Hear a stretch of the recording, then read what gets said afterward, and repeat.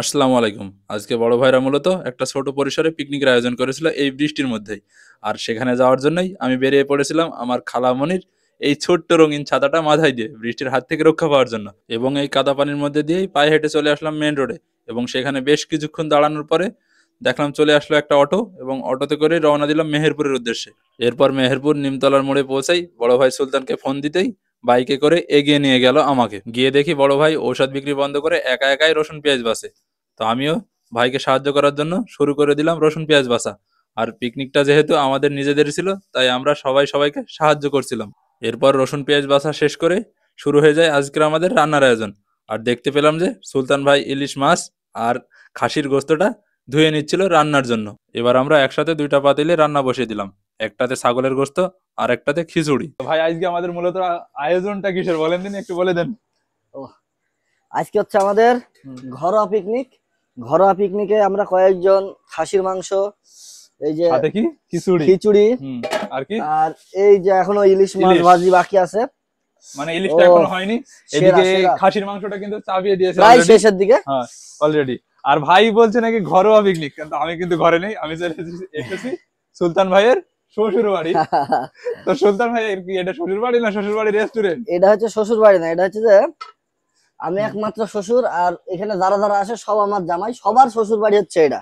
ও মানে যাদের শ্বশুর আমার মধ্যে যারা আছে, মানে যাদের শ্বশুর নেই তাদের জন্য কিন্তু সুলতান ভাই বড় পরিসরে খুলে রেখেছে এই শ্বশুর বাড়ি, তাই তো। আর আমি যতটুকু পারছি ততটুকু কিন্তু চেষ্টা করছি সুলতান ভাইকে সাহায্য করার। আর মেন শেফ কিন্তু আমার এই সুলতান ভাই, এটাই। আর আমি একটু হেল্প করছি আর কি। আর যেসব আয়োজন গুলো আছে আপনারা দেখতে থাকুন। আর এখন কিন্তু আরো লোকজন আসবে। কতজন হতে পারে?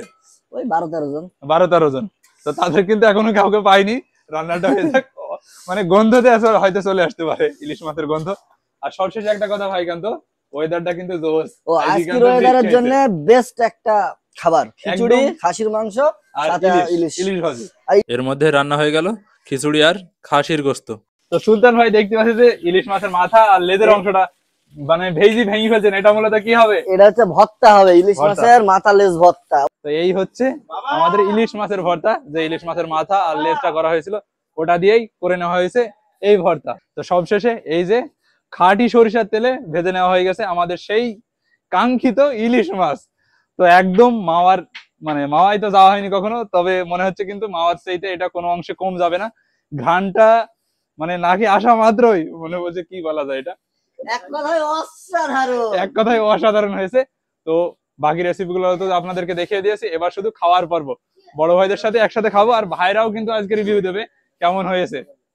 হ্যাঁ এবার শুরু হয়ে গেছে কিন্তু খাওয়ার পর্ব। আর খাওয়ার পর্ব বলতে দেখেন প্লেটে সাজিয়ে নিয়েছি আমি আজকের আইটেম গুলো।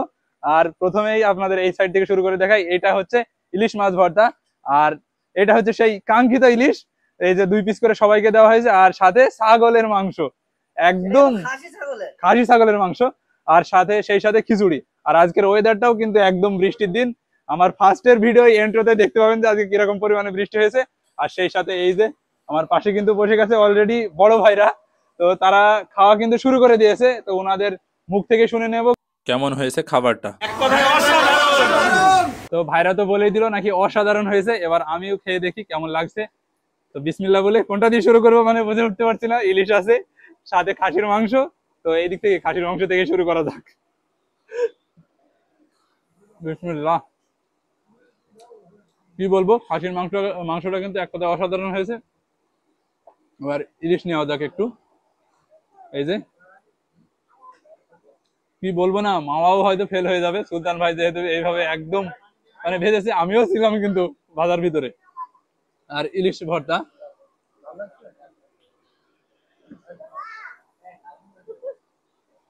সব মিলিয়ে আমিও কিন্তু বলতে বাধ্য হয়ে গেলাম আজকের রেসিপিটা কিন্তু এক কথায় অসাধারণ হয়েছে। আর পিকনিকটা তো একদম জমে গেছে। তো আজকের ভিডিওটা এখানে শেষ করে দিচ্ছি। বড় ভাইদের সাথে সময় কাটাতে পেরে মানে নিজেকে ধন্য মনে হচ্ছে আর কি। তো সবাইকে জানাই আল্লাহ হাফেজ।